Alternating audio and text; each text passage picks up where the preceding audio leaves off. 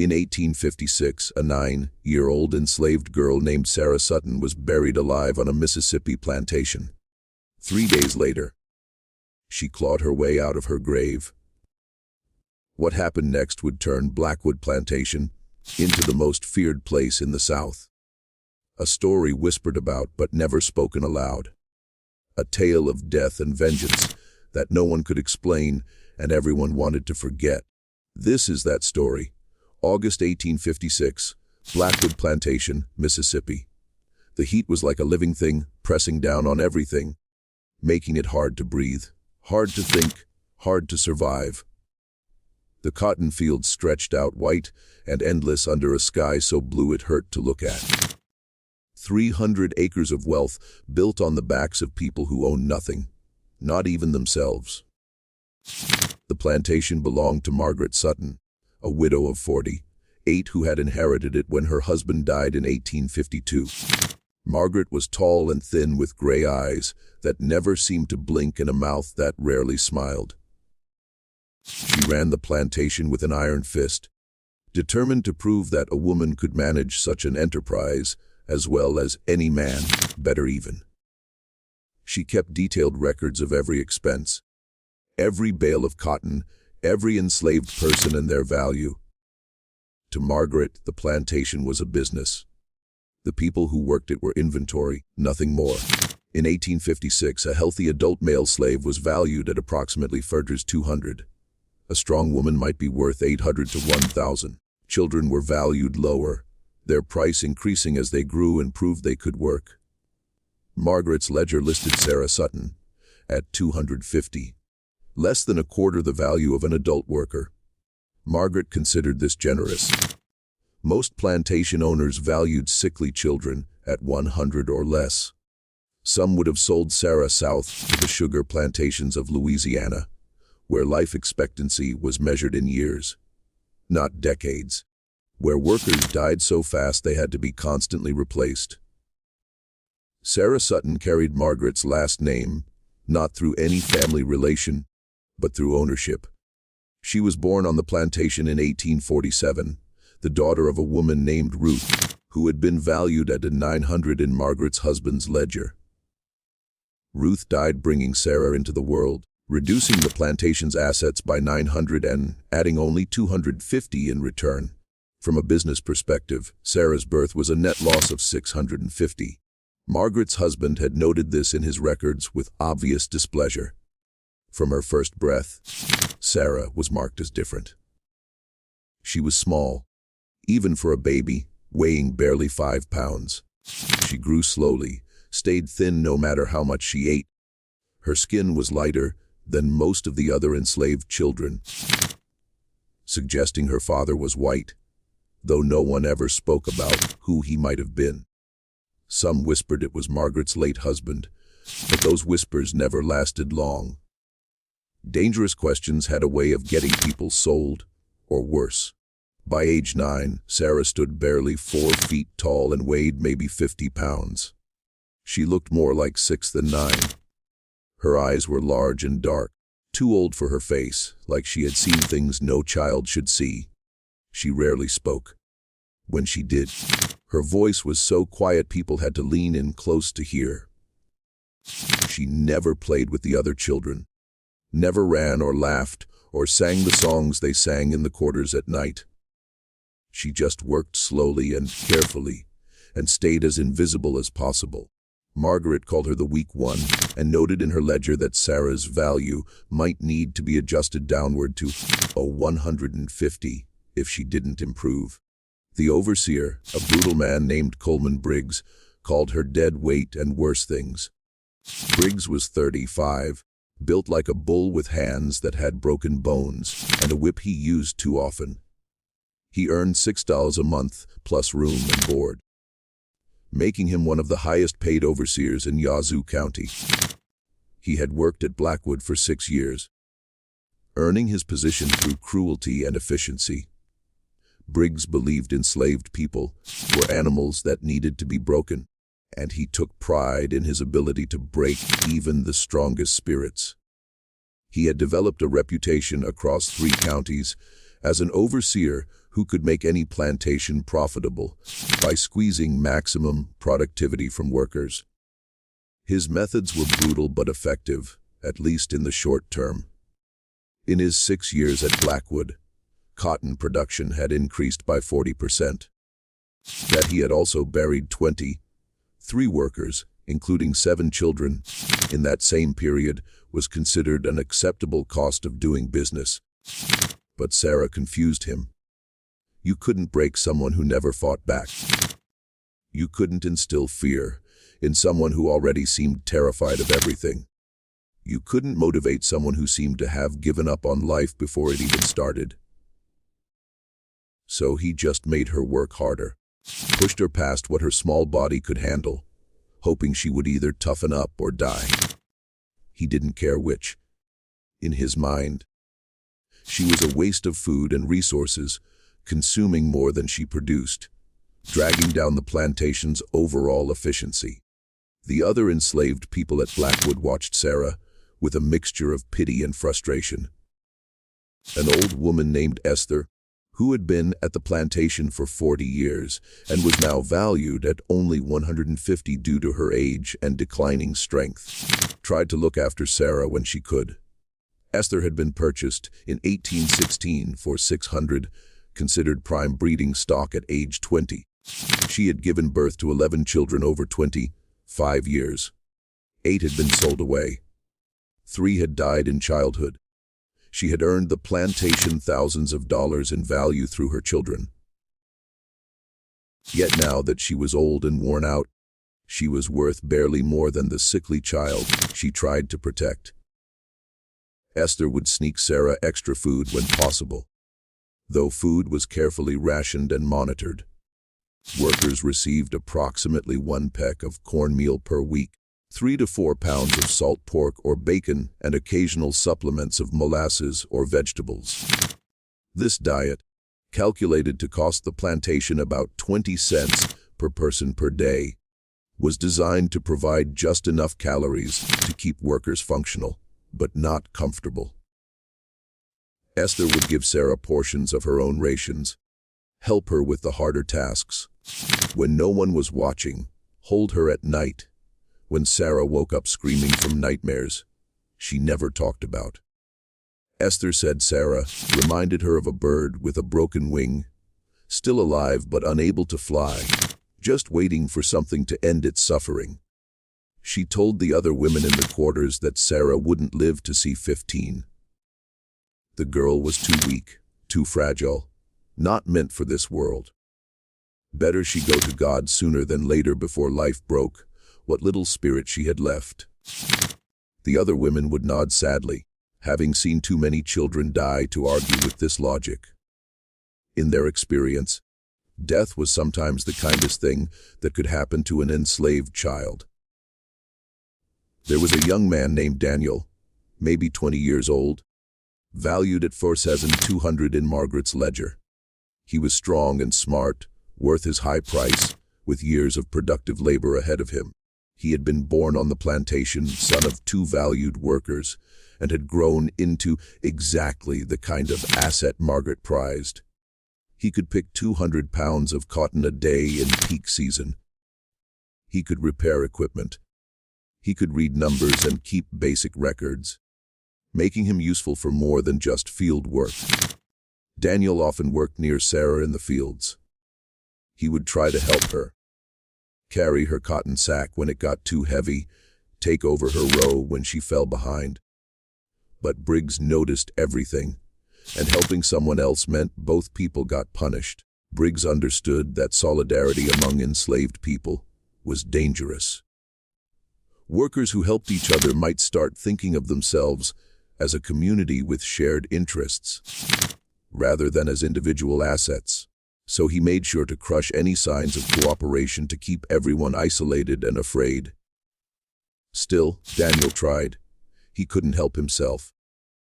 Something about Sarah's quiet suffering touched something in him, made him angry at the injustice of it all in a way that was dangerous for an enslaved man to feel. His mother had told him to keep his head down, to be grateful he was healthy and strong, to not waste emotion on things he couldn't change. But watching Sarah struggle day after day, watching this child work herself to death for people who saw her as worth less than a decent horse, made him want to fight back in ways that would get him killed. The cotton harvest season ran from August through October. This was the busiest and most important time of year for Blackwood Plantation. The entire year's profit depended on getting the cotton picked, processed, and shipped to market. In 1856, cotton sold for approximately 11 cents per pound. A good worker picking 150 pounds per day generated about 16.50 worth of cotton per day.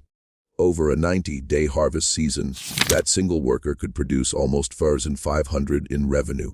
Subtract the annual cost of feeding, housing, and clothing that worker, approximately were $73, and the profit margin was clear. This is why plantation owners pushed workers so hard during harvest. This is why they calculated everything down to the penny. This is why a child like Sarah, who could only pick 30 or 40 pounds a day, generating maybe $3 or $4 worth of cotton daily, barely covering her own maintenance costs, was seen as a liability. In the cold mathematics of slavery, she didn't make economic sense. She was inventory that wasn't appreciating in value, that was actually costing more to maintain than she produced. Each enslaved person at Blackwood was expected to pick between 150 and 200 pounds of cotton per day. Adults who picked less faced punishment, usually whipping, sometimes worse. Briggs kept careful records, weighing each person's cotton at the end of each day, recording the amounts, comparing them to quotas. Those who exceeded their quotas occasionally received small rewards, an extra bit of food, a Sunday afternoon off, a word of praise. Those who fell short faced consequences that escalated with each failure. Children under 10 were expected to pick at least 75 pounds per day. Sarah had never once met this quota. On her best days, she managed maybe 40. Most days, it was closer to 30. Every day she fell short. Margaret docked her food rations by an amount proportional to her shortfall. If she picked 40 pounds instead of 75, she received about half rations that night. The logic was simple. If you don't produce enough to justify your food, you get less food. This created a downward spiral where underfed workers became weaker and less productive, which led to more food reduction, which led to more weakness. Didn't concern Margaret. The weak were supposed to die. That was nature's way. That was how you bred strong stock. Briggs added punishments of his own. He would make Sarah work through the meal breaks, would assign her to the hottest, most difficult rows, would stand over her criticizing, mocking, sometimes cuffing her on the back of the head when she was too slow. He told her she was worthless, that she was stealing from the plantation, that she should be grateful, Mrs. Sutton didn't just sell her to the sugar fields, where she would be dead in a year. August 15th, 1856 started like any other day. The sun rose hot and angry, the sky already bright at 5:00 a.m., when the bell rang, calling everyone to the fields. Sarah dragged herself out of the small cabin she shared with Esther and 5 other women. The cabin measured approximately 16 by 20 feet, housing 7 people. Each person had about 46 square feet of space, roughly equivalent to a modern prison cell. The cabin had no windows, just gaps in the walls for ventilation. No furniture except for rough sleeping platforms, no privacy, no comfort. Sarah hadn't slept well. She never slept well. Her body hurt all the time now, a constant ache in her bones and muscles that never went away. She was coughing more lately, a dry hack that made her chest hurt and brought up flecks of blood sometimes. Esther said it was the cotton dust. Said lots of children got sick from breathing it in day after day, year after year. The tiny fibers got into your lungs and never came out, causing constant irritation and infection. Some people got better. Most didn't. Esther had seen it happen dozens of times over 40 years. A child would start coughing, would get weaker, would waste away over months or years, until they just stopped breathing. Sarah stumbled out into the pre-dawn darkness and joined the line of people walking to the fields. Nobody talked much in the morning. Everyone was too tired, too hungry, too focused on getting through another day. They walked in silence, ghosts moving through the gray light, heading toward another day of brutal labor under a brutal sun for the benefit of people who saw them as livestock. By noon, Sarah had picked maybe 15 pounds of cotton. Her small fingers, cut and bleeding from the sharp cotton bolls that tore skin with every handful, moved as fast as she could make them move, but she was so slow. Each bowl required both hands to open, to extract the cotton without leaving pieces behind, to stuff it into the sack that dragged behind her, growing heavier with each row. Her back screamed with pain from bending over constantly.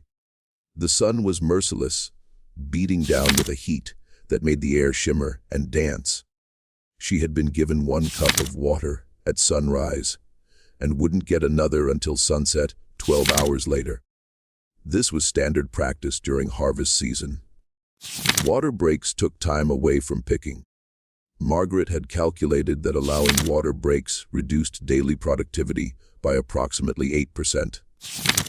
Therefore, workers got water twice a day, morning and evening, and were expected to manage. That people sometimes collapsed from heat and dehydration was regrettable, but acceptable. The cost of lost productivity from water breaks was higher than the occasional cost of a dead worker. Sarah's mouth was so dry, her tongue stuck to her teeth. She felt dizzy, like the world was tilting, like the ground wasn't quite where it should be. Her vision kept blurring. She had to stop and close her eyes, breathe deep, fight the urge to just lie down in the dirt and not get up. But lying down meant punishment. Meant Briggs would come with his whip or his fists. Meant less food tonight. So she kept working, kept picking, her small hands moving slower and slower as the heat and exhaustion took their toll. Briggs rode through the fields on his horse around 100 p.m., checking on workers, counting filled sacks. He carried a small scale, would randomly weigh sacks to make sure people weren't padding them with dirt or rocks, something desperate workers sometimes tried. He also carried his whip coiled on his saddle and a pistol on his hip. The pistol was loaded. He had used it twice in 6 years, shooting workers who tried to run. Both had died. Both deaths were ruled justified self-defense. A slave trying to escape was legally considered to be stealing themselves, and deadly force to prevent theft was permitted. When Briggs got to Sarah's row, he dismounted and grabbed her nearly empty sack. He weighed it in his hand, his face darkening. 15 pounds. In 8 hours, you picked 15. His voice carried across the field, loud and angry, meant to be heard by everyone. Other workers stopped to watch, dreading what would come next, but unable to look away. They had seen this scene before many times with different children. It always ended the same way. Sarah stared at the ground, swaying slightly. She whispered, "I'm sorry, sir. I'm trying my best." Her voice was so quiet Briggs had to lean in to hear it. This made him even angrier. He hated when they were submissive like this, when they wouldn't even fight back enough to make punishment satisfying. Your best. Your best is 15 pounds. You know what you cost this plantation? You know what Mrs. Sutton pays to feed your worthless mouth? He grabbed her arm and yanked her upright, shaking her. 20 cents a day. That's what it costs to keep you alive. 20 cents a day for food and housing and the clothes on your back. You know what 15 pounds of cotton is worth? $1.65. You know how many days it takes you to earn enough to pay for 1 day of food? About 8 days. You're stealing from this plantation. You're stealing food from people who work hard, who earn their keep. You're a thief. The math was accurate, but deliberately misleading. It didn't account for the fact that Sarah had been forced into this work, that she was 9 years old, that she was sick and underfed. It didn't account for the fact that she never asked to be born into slavery, never agreed to this arrangement, had no choice in any of it. But none of that mattered to Briggs. In his worldview, enslaved people existed to produce profit. Those who didn't produce enough had no value, and therefore no right to complain about their treatment. Briggs dragged Sarah to the center of the field where everyone could see. This was standard practice. Punishment was meant to be public, to serve as a warning to others, to maintain fear and control. He pulled out his whip, a braided leather thing about 5 feet long that could strip skin from flesh with a single strike. Maybe pain will motivate you. Maybe if your back hurts more than your arms, you'll work faster to make it stop. Esther started forward from where she had been working 3 rows over, but Daniel grabbed her arm, held her back. His eyes were full of pain, but he shook his head. Getting involved would just mean 2 people getting whipped instead of 1. Or worse. They had all learned this lesson before. You couldn't save everyone. Sometimes you couldn't save anyone. All you could do was survive and hope tomorrow would be better, though it rarely was. Briggs raised the whip high, his arm pulling back for maximum force. Sarah stood very still, not running, not crying, just waiting for the pain she knew was coming. She had been whipped before many times.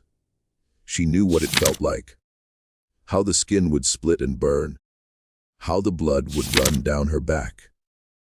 How she would have to sleep on her stomach for days, while the wounds tried to heal, often getting infected in the dirty conditions of the cabin. She knew all of this and accepted it, because what choice did she have? But before Briggs could bring the whip down, Sarah collapsed. She just fell to the ground like someone cut her strings, like a puppet with no one to hold it up. Her eyes rolled back in her head, showing only whites. Her body went completely limp, folding in on itself as she crumpled into the dirt. She didn't catch herself, didn't put her hands out, just fell like a dead thing. Briggs stood there for a moment, whip still raised, confused by this development. He kicked her with his boot, not gently. Get up. Get up right now, or I'll make it worse. I'll whip you until you can't walk. But Sarah didn't move. Didn't respond at all. Her chest was moving but barely. Shallow breaths that seemed too weak to sustain life. Her skin was pale, almost gray. Her lips were turning blue. Daniel broke free from his row and ran over before anyone could stop him. He knew he would be punished for this, but he didn't care. He knelt beside Sarah and put his hand on her chest, feeling for her heartbeat. It was there, but wrong, irregular, and weak like it might stop at any moment. She's not breathing right. Something's really wrong with her. She needs the doctor. She's really sick. Briggs kicked Daniel hard in the ribs, knocking him aside. Get back to work or you'll join her on the ground. But Daniel stayed where he was, protecting Sarah's body with his own. She's dying. Can't you see that? She's dying right here in the dirt. At least let her die somewhere with shade. At least give her that much. Briggs looked at Sarah's still form and cursed under his breath. If she died in the field from a whipping, there would be questions. Margaret didn't like losing property, even worthless property worth only $250. There would be investigations, reports, maybe problems with the law. If someone made a fuss about it, better to let the doctor deal with it. Let her die somewhere out of sight, somewhere the blame could be deflected. He called for 2 other workers to carry Sarah to the plantation house. Take her to Dr. Merritt. Let him figure out what's wrong with her. And you, he pointed at Daniel, Get back to work. I'll deal with you later." Daniel watched as they carried Sarah away. Her small body so light, she looked like she weighed nothing at all, like she was already a ghost. He had a terrible feeling he would never see her alive again. The plantation doctor was a man named Thomas Merritt, 72 years old, who had been practicing medicine for 40 years. He charged Margaret $30 per year to be on call for medical issues at Blackwood. This worked out to about 8 cents per day, making him one of the cheaper expenses of running the plantation. It was easy money for minimal work. Most of his treatments involved bleeding patients, which required no expensive medicines, or giving them laudanum, which cost about $2 per bottle and could be stretched for months. Dr. Merritt wasn't particularly skilled, having received his medical training through a brief apprenticeship 30 years earlier, rather than formal schooling. But in rural Mississippi in 1856, skilled doctors were rare and expensive. Doctors who would treat enslaved people at all were even rarer. Most proper physicians considered it beneath them to treat slaves, seeing it as veterinary work rather than real medicine. So plantation owners made do with men like Merritt, who asked few questions, kept poor records, and didn't care if their patients lived or died. They laid Sarah on the floor of the doctor's room in the main house. Not on a bed or examination table, just the floor. The bed was for white patients. The floor was sufficient for enslaved people. Dr. Merritt examined her briefly, his movements slow and careless. He checked her pulse by pressing 2 fingers against her wrist. It was there, but weak and irregular, sometimes seeming to stop for several seconds before starting again. He listened to her chest by pressing his ear against her rib cage. He heard fluid in her lungs, a wet rattling sound that indicated pneumonia or something similar. He pulled back her eyelids and saw her eyes had rolled back, showing mostly white with just a sliver of brown visible. He checked her temperature by pressing his hand against her forehead. She was burning with fever, her skin hot and dry. He checked her hands and feet and found them cold, the blood retreating from her extremities, as her body tried to preserve her core. This was a bad sign.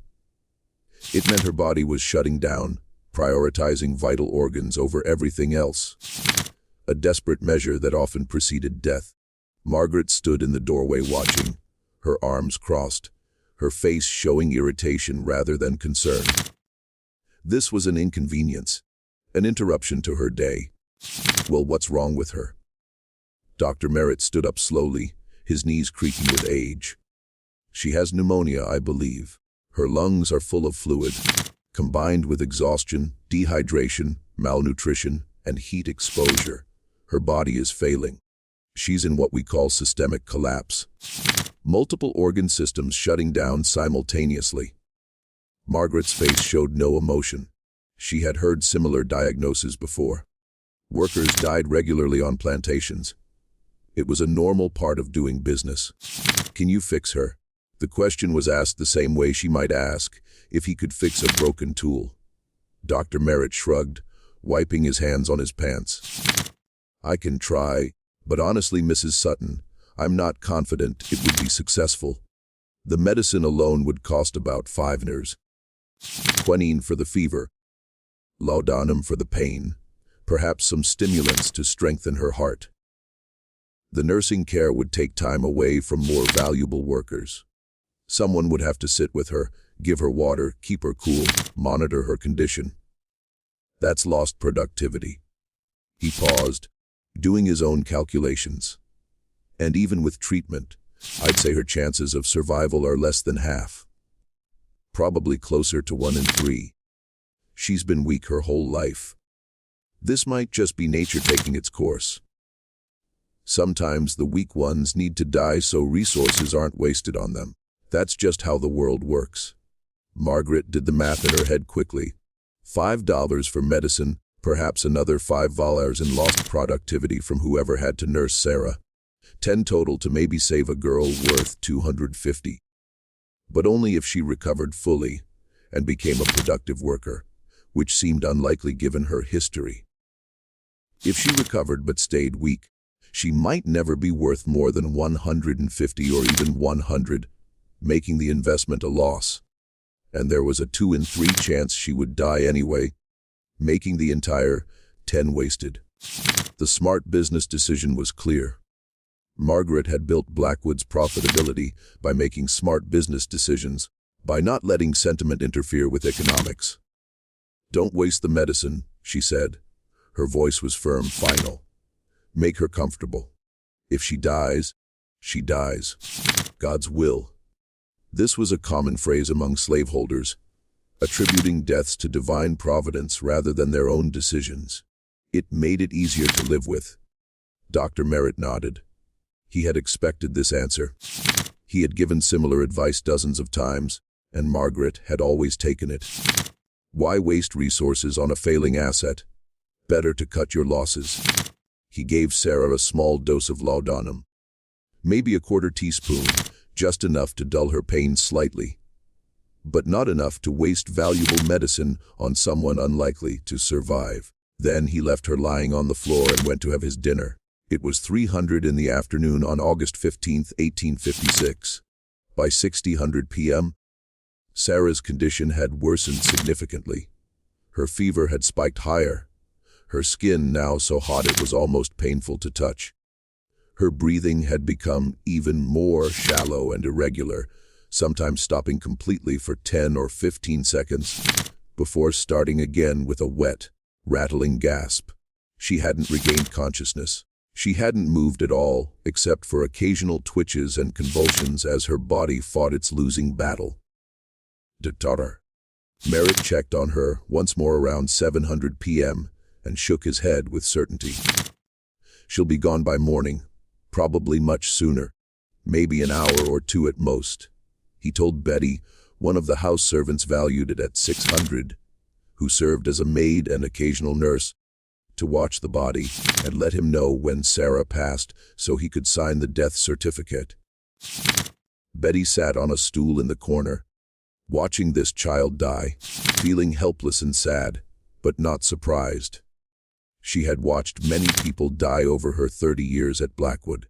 Death was common here, expected, almost routine. At 18:35 p.m., Sarah Sutton stopped breathing.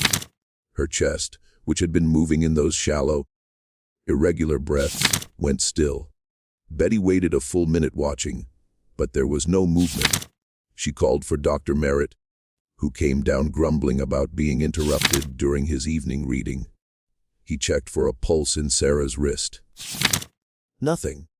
He held a small hand mirror to her mouth, watching for fog from breath. The mirror stayed clear.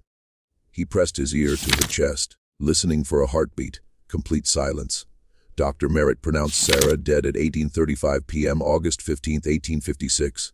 Cause of death: pneumonia complicated by chronic weakness and multiple contributing factors. He recorded it carefully in his medical ledger, where he kept records of births, deaths, and treatments at Blackwood. Sarah Sutton became entry number 437 in that ledger, one of 38 deaths he had recorded in his 6 years serving the plantation. Most were children or elderly slaves. A few were adults who had been worked to death or died from accidents or disease. All were noted with the same clinical detachment, just facts and figures, dates and causes. Margaret was informed while she ate her dinner. She barely looked up from her roasted chicken and vegetables. Have them bury her behind the barn. No point wasting space in the cemetery, and do it quickly. This heat will make the body deteriorate rapidly. This was not unusual. Enslaved people who died were often buried quickly in unmarked graves, especially children, especially sick ones who hadn't been productive. They weren't considered worthy of the space or ceremony afforded to white people, or even to valuable adult slaves who had earned some measure of respect through years of hard work. The cemetery Margaret referenced was reserved for white people and occasionally for extremely valuable or long-serving slaves who had been favorites of the family. It had proper headstones, maintained plots, regular care. The area behind the barn was different.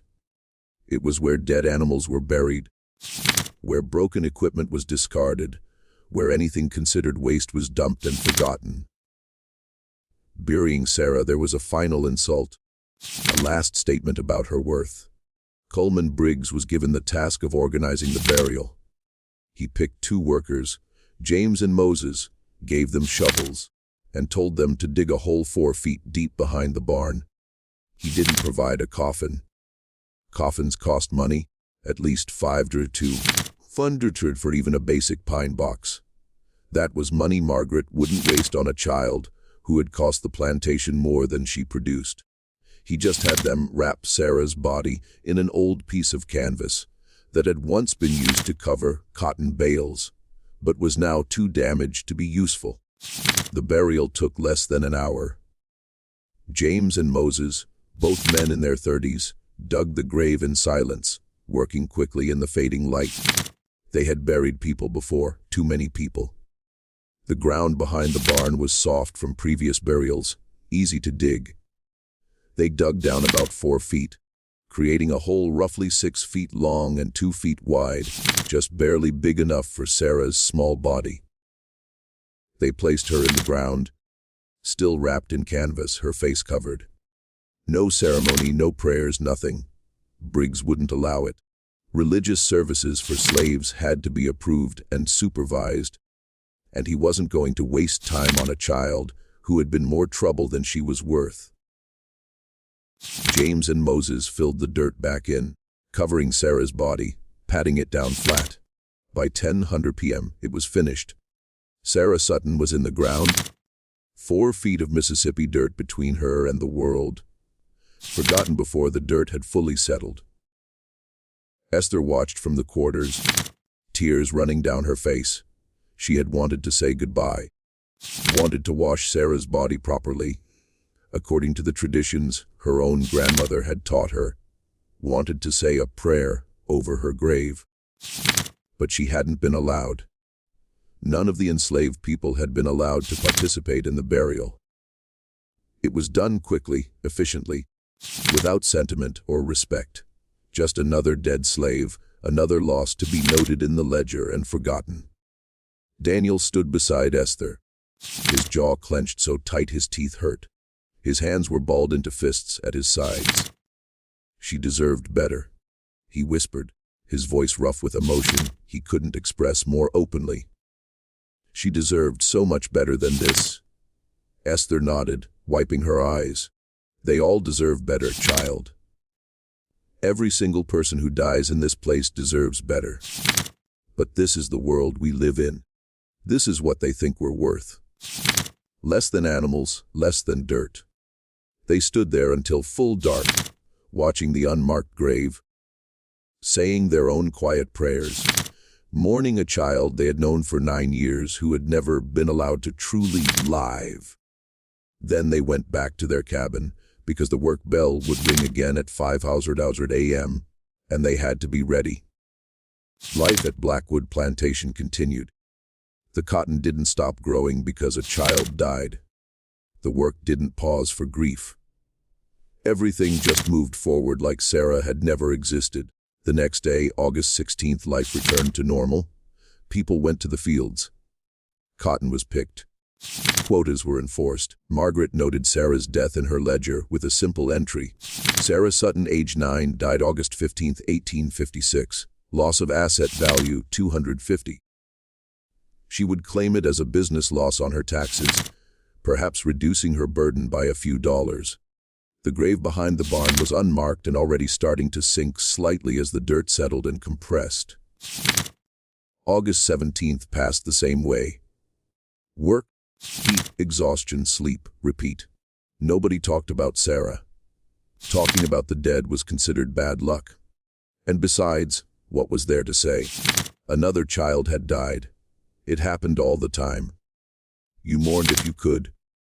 You moved on because you had to, and you hoped you wouldn't be next. But on August 18th, 3 days after Sarah's burial, something happened that would change everything at Blackwood Plantation.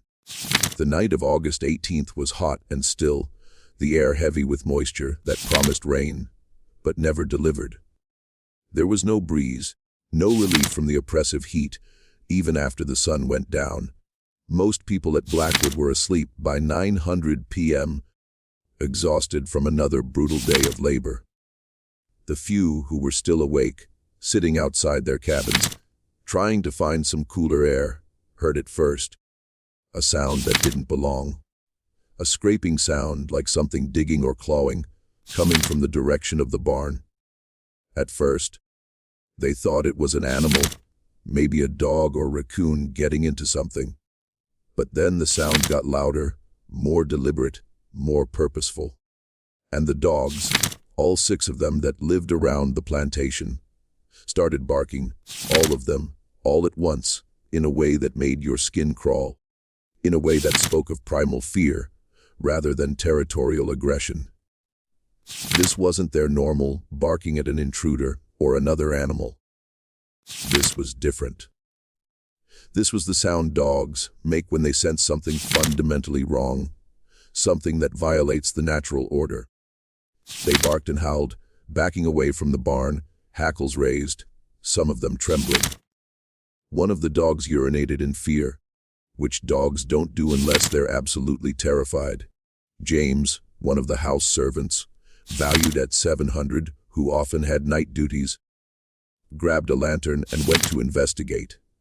He called to the dogs to be quiet, but they wouldn't stop, wouldn't even come near him. They just stood at a distance, continuing their fear-crazed barking, looking towards something behind the barn that James couldn't see yet. He walked slowly around the building, holding the lantern high, his heart beating faster with each step, though he couldn't say why. The air felt wrong somehow, colder than it should be, heavy with something he couldn't name. He saw the graves first, 3 small mounds where people had been buried over the past 2 months. The dirt on 2 of them was undisturbed, settled and smooth. But the third one, the newest one, Sarah's grave, was different. The dirt had been disturbed, more than disturbed. There was a hole coming up from below, like something had dug its way out from the inside. And as James got closer, his heart pounding so hard he could hear it in his ears, he saw something that made him drop the lantern, that made him scream louder than he had ever screamed in his life. A small hand pale in the moonlight, sticking up out of the dirt. Fingers moving, grasping, pulling, and beneath the hand, a face covered in dirt, eyes open, mouth gasping for air. Sarah Sutton was climbing out of her grave. James's scream cut through the night like a knife, waking half the plantation. People came running from all directions from the slave quarters and the main house, carrying lanterns and torches, asking what was wrong, what happened. Why was James screaming like someone was being murdered? He couldn't answer. He just stood there pointing at the grave with a shaking hand, his mouth moving, but no words coming out, his eyes wide with terror and disbelief. Coleman Briggs arrived first from the overseer's house, pulling on his pants, carrying his rifle, ready for trouble. He pushed through the gathering crowd, cursing everyone for the disturbance, demanding to know what fool woke him up in the middle of the night. Then he saw what James was pointing at, and stopped dead in his tracks. His rifle lowered slowly. His face went pale in the torchlight. Behind him, more people gathered, enslaved workers and white staff members, all carrying lights, all pushing forward to see what caused such commotion. The crowd grew to 20, then 30, then 40 people, all standing in a semicircle around the grave site, all staring at something impossible, something that violated every natural law they understood about life and death. Sarah Sutton was pulling herself up and out of her grave. Her movements were slow but deliberate, purposeful. Both hands now gripped the edge of the hole, her thin arms straining as she hauled herself upward. Dirt fell off her in clumps, cascading down the burial canvas that still partially wrapped her small body. Her hair was matted with soil, thick and dark and wet looking in the moonlight. Her dress, the simple slave clothing she had died in, was torn and filthy, stained with 3 days of burial. But her eyes were what made everyone take an involuntary step backward. Her eyes were open, clear, and focused in a way they never had been during her life. They seemed to glow slightly in the torchlight, reflecting the flames in a way that human eyes shouldn't. She looked around at all the shocked faces staring at her, making eye contact with person after person, and in each gaze was something that made grown men and women feel like children caught doing something terrible. She pulled herself completely out of the hole and stood on shaky legs beside her own grave. She was so small, so thin, covered in dirt from head to toe, looking more like a ghost or spirit than a living child. For a long moment, nobody moved. Nobody spoke. The only sounds were the dogs continuing their terrified barking from a safe distance, and the crackling of torches in the still night air.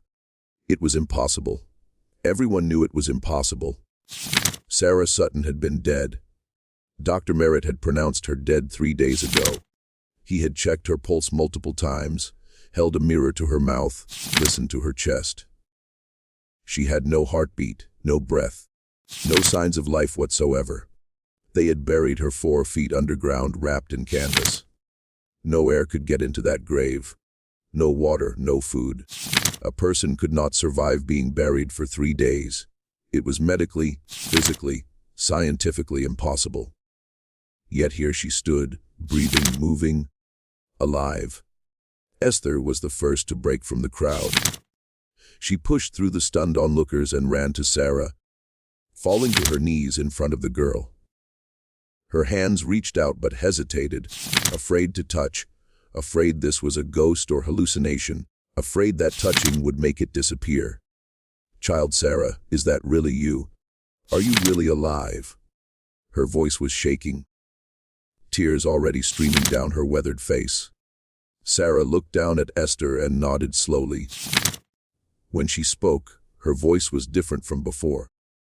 It was still quiet, but it carried strength now, certainty, a quality it had never possessed during her short life.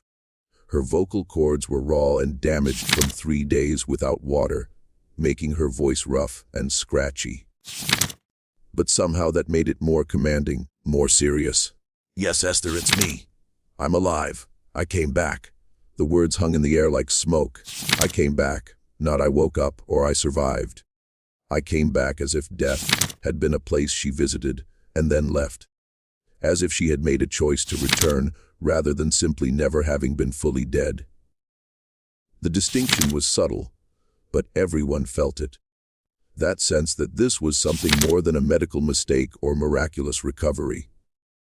Dr. Merritt was called immediately. Someone ran to wake him, pounding on his door until he stumbled out in his nightshirt, grumbling about being disturbed, about how plantation owners never let doctors sleep properly.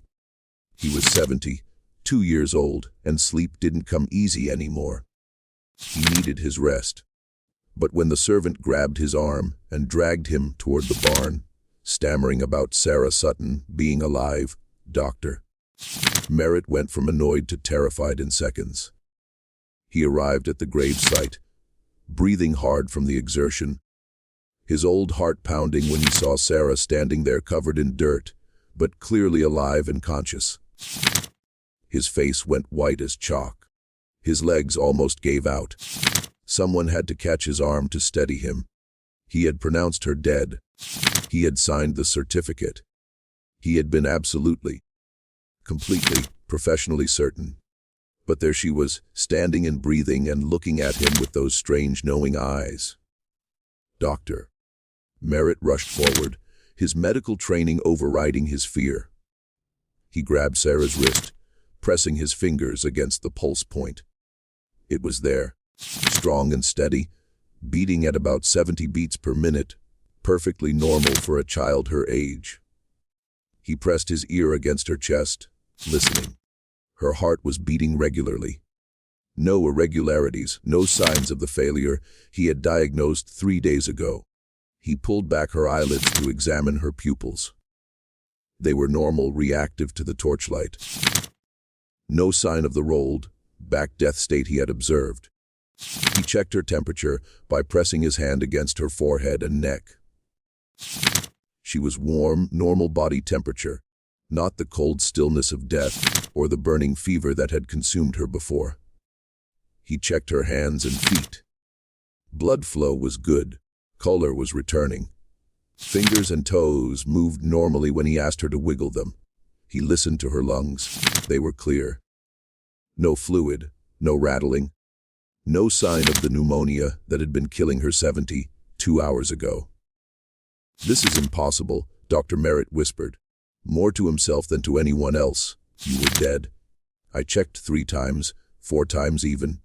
You had no pulse, no heartbeat, no breath. Your body was cold. Your eyes were fixed and dilated. You were dead by every medical standard I know." He was shaking now, his professional certainty shattered. His entire understanding of medicine and biology called into question by this small dirt-covered child. Sarah looked at him with those clear, focused eyes that seemed far too old for her face. "I was dead, Dr. Merritt. You weren't wrong. Your examination was correct. My heart stopped beating at 8:35 p.m. on August 15th. My breathing stopped. My brain stopped receiving oxygen. I died." She spoke with certainty, with knowledge that a 9-year-old girl shouldn't possess. But death isn't always final. Sometimes death can be reversed. Sometimes what's gone can come back. Margaret Sutton arrived then, wrapped in a robe despite the heat, her gray hair loose around her shoulders, her face showing fury at being woken in the middle of the night. She had been sleeping poorly lately, troubled by dreams she couldn't quite remember upon waking, and this disturbance had pulled her from the first deep sleep she'd had in days. She pushed through the crowd of enslaved people and staff, demanding to know what was happening. What emergency required waking the entire plantation at this ungodly hour? When she saw Sarah alive and standing by her grave, Margaret stopped mid-sentence. Her mouth hung open. Her eyes went wide. For several long seconds, she couldn't process what she was seeing. Her brain refused to accept it. Kept insisting this must be someone else, some other girl. Because Sarah Sutton was dead and buried 3 days ago. But she recognized the face, even covered in dirt. She recognized the small, thin frame. She recognized the torn dress that had been Sarah's only clothing.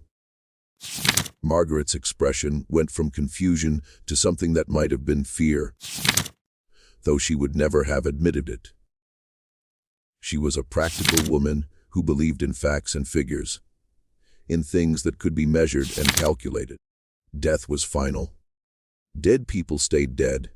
That was a fundamental rule of existence.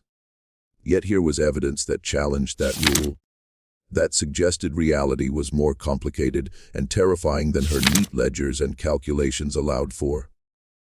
"Explain this," Margaret demanded, her voice sharp, but with a tremor underneath that betrayed her composure. "Someone explain this right now. Dr. Merritt, what happened? How is this possible?" She looked around at the crowd, at the faces showing shock and fear and something else, something that looked like hope or vindication, expressions she didn't like seeing on enslaved faces. Dr. Merritt stammered, trying to form words, trying to construct an explanation that made sense within his understanding of medicine. She must have been. It could have been catalepsy, a rare condition where the body enters a death-like state, but isn't actually dead. The vital signs become so weak they're nearly undetectable. Breathing slows to perhaps 1 breath per minute. Heartbeat to maybe 5 or 6 beats per minute. It mimics death perfectly. I must have missed it. I must have made a mistake in my diagnosis. He was grasping at straws, and everyone knew it. Catalepsy didn't explain how someone could survive 3 days, buried underground with no air. Even if Sarah had been in a cataleptic state, when buried, she would have suffocated within minutes once the dirt was piled on top of her. The canvas wrapping would have blocked any tiny amount of air that might have filtered through the soil. There was no medical explanation for this. None at all. Briggs stepped forward, his rifle gripped tight in his hands. He had recovered from his initial shock and was now angry, as he always was when confronted with something he didn't understand. Anger was easier than fear. Anger was something he knew how to handle. Maybe she wasn't all the way dead. Maybe she was just mostly dead and woke up in the ground and dug herself out. But even as he said it, he didn't believe it. He had helped bury her. He knew how deep the grave was, how much dirt they had piled on top. A grown man would struggle to dig out from that depth. A small, sick 9-year-old girl. Impossible. Sarah looked at Coleman Briggs, and he actually took a step backward despite himself.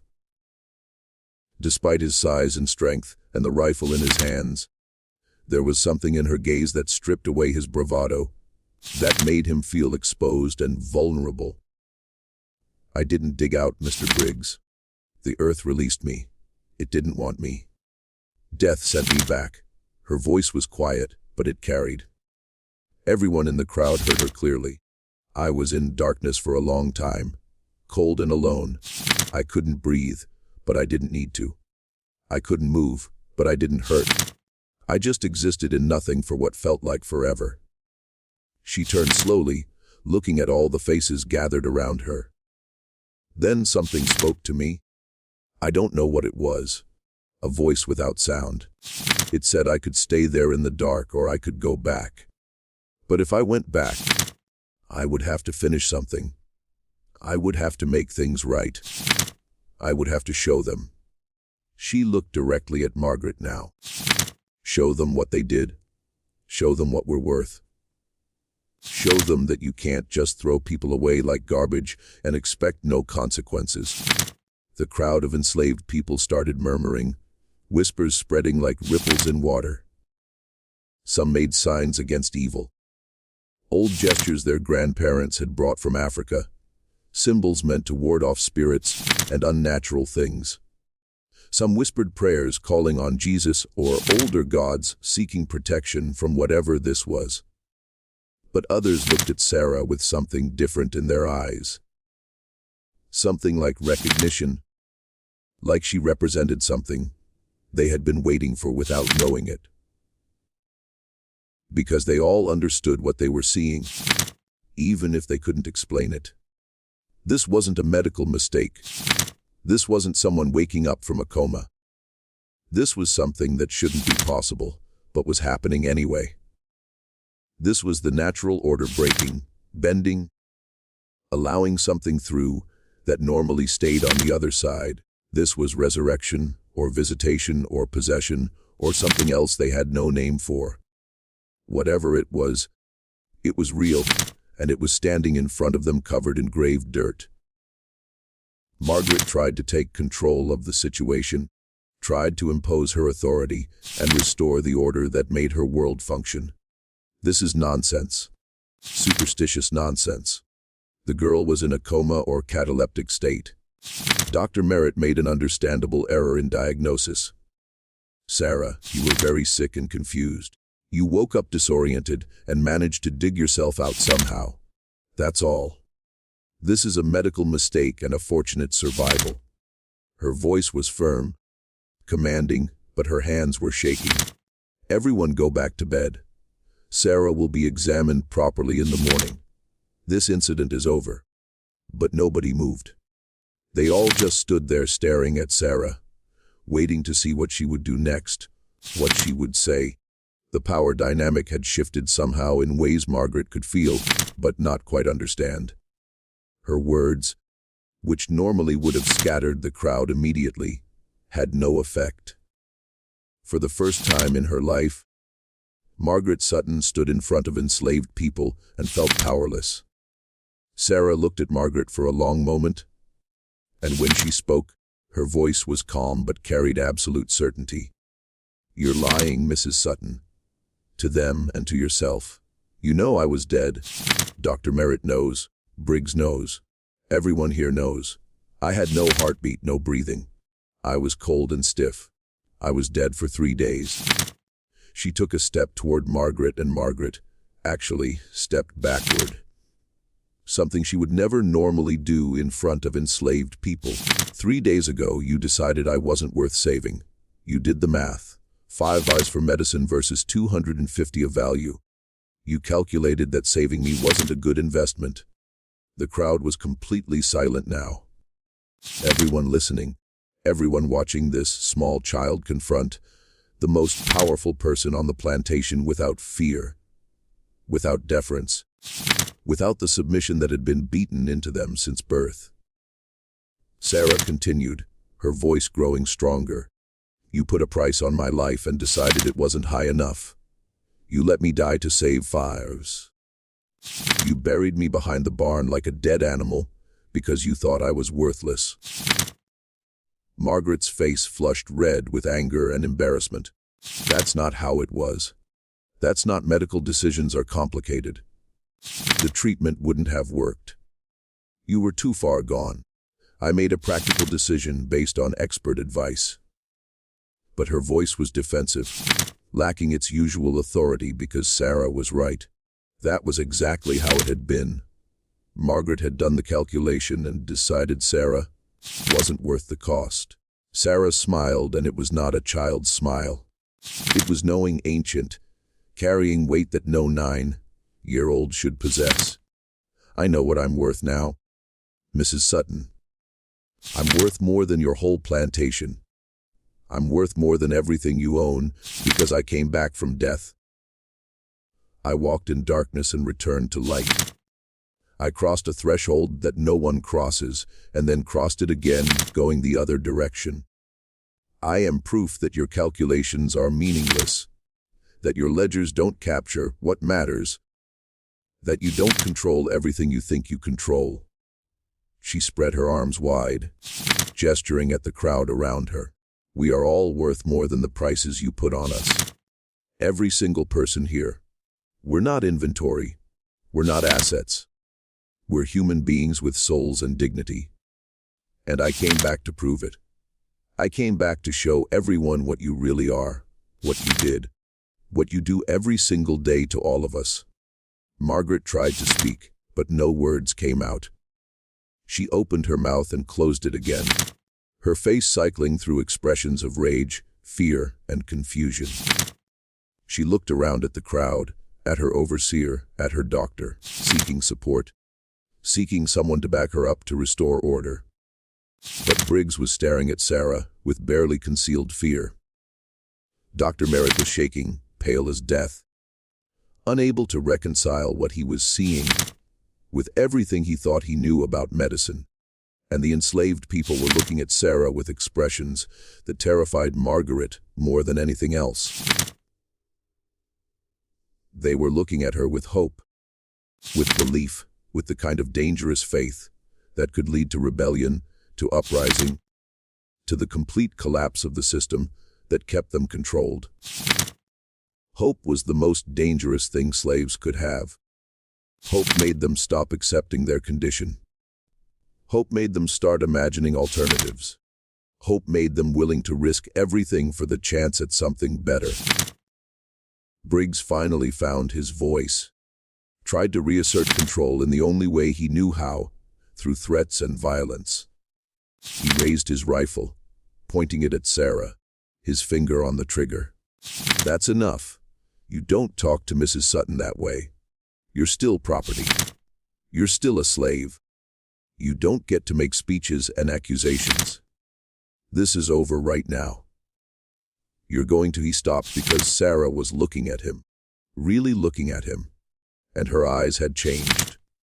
They were darker now, deeper, like looking into wells with no bottom, like looking into the void between stars. Her pupils seemed to expand, until they swallowed the whites of her eyes, until there was nothing but darkness looking out from her small face. "You hit me many times, Mr. Briggs. You called me worthless. You said I should die.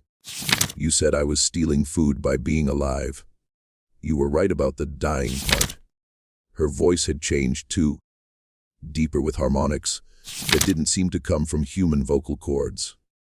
"But you were wrong about everything else." Briggs pulled the trigger. The shot rang out loud in the night, the muzzle flash bright as lightning, the sound echoing off the barn and the main house.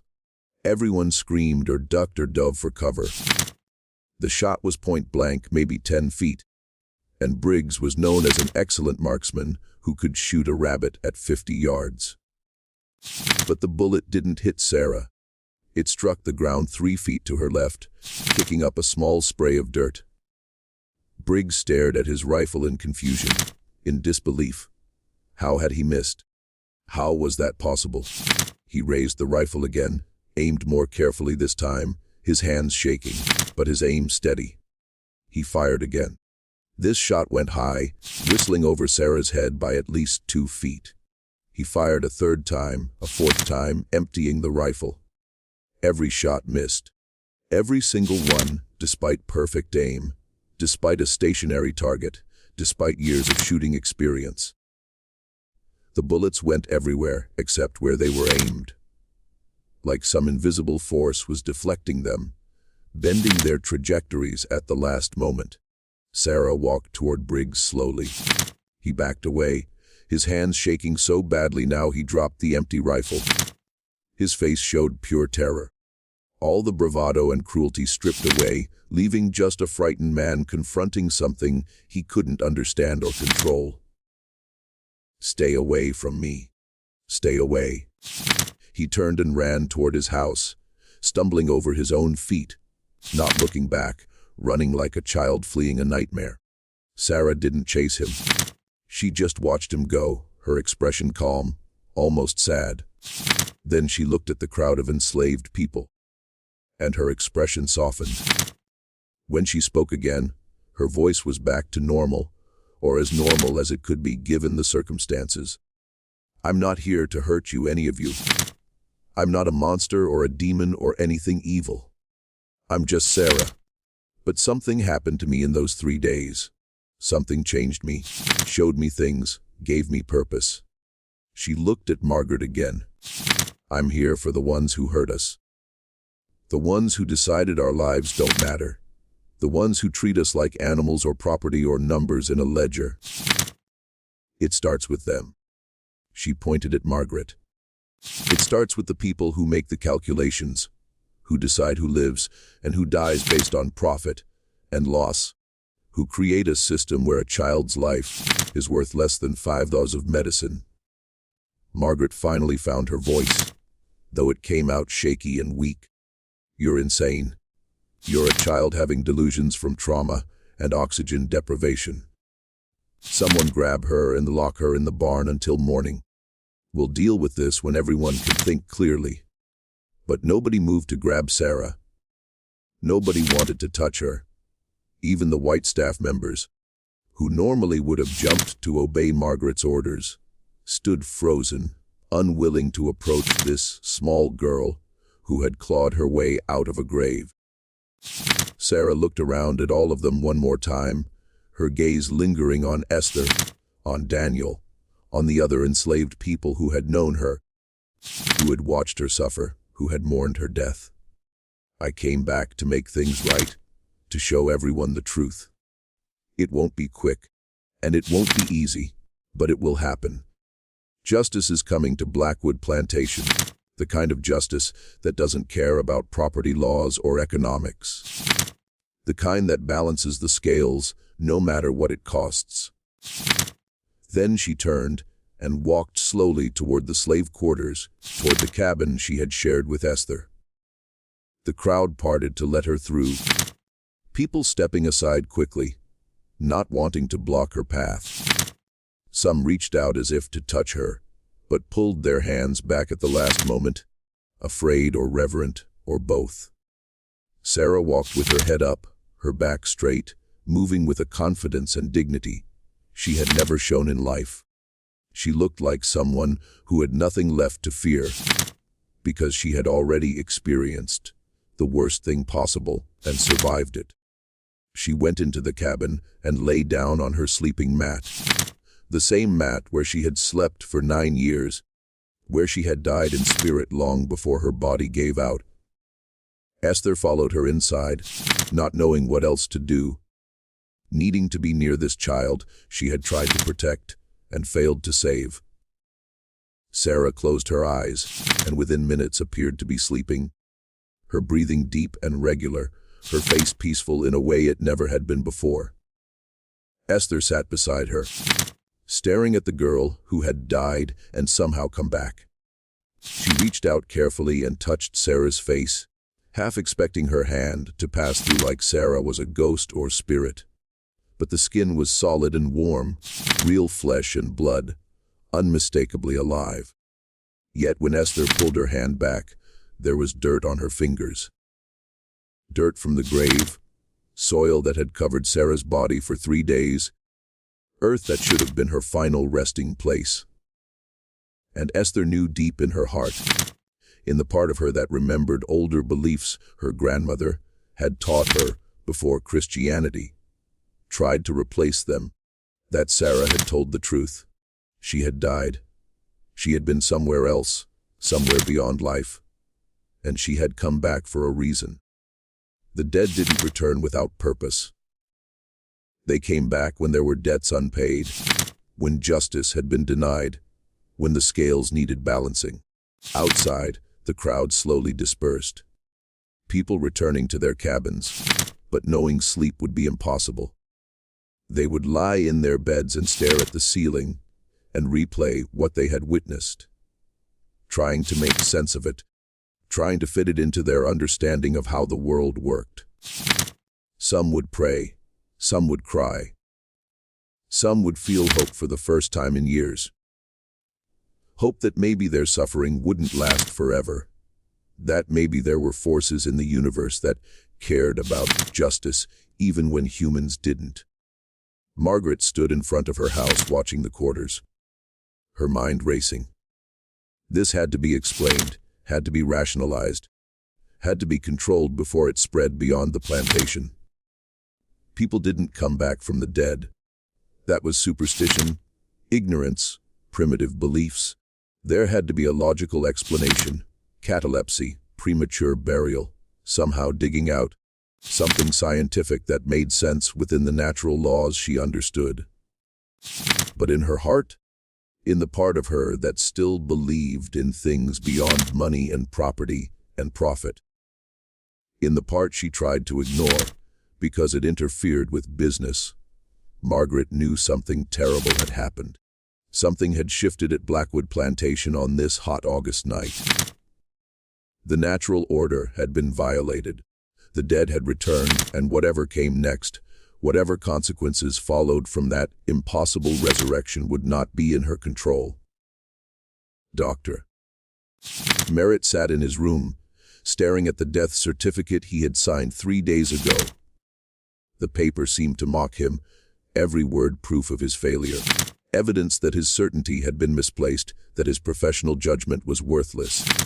Sarah Sutton, age 9, died at 8:35 p.m. on August 15, 1856. Cause pneumonia and systemic failure. He had signed it, dated it, recorded it in his ledger with absolute confidence.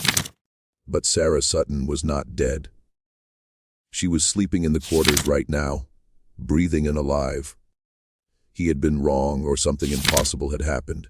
Either way, his hands wouldn't stop shaking.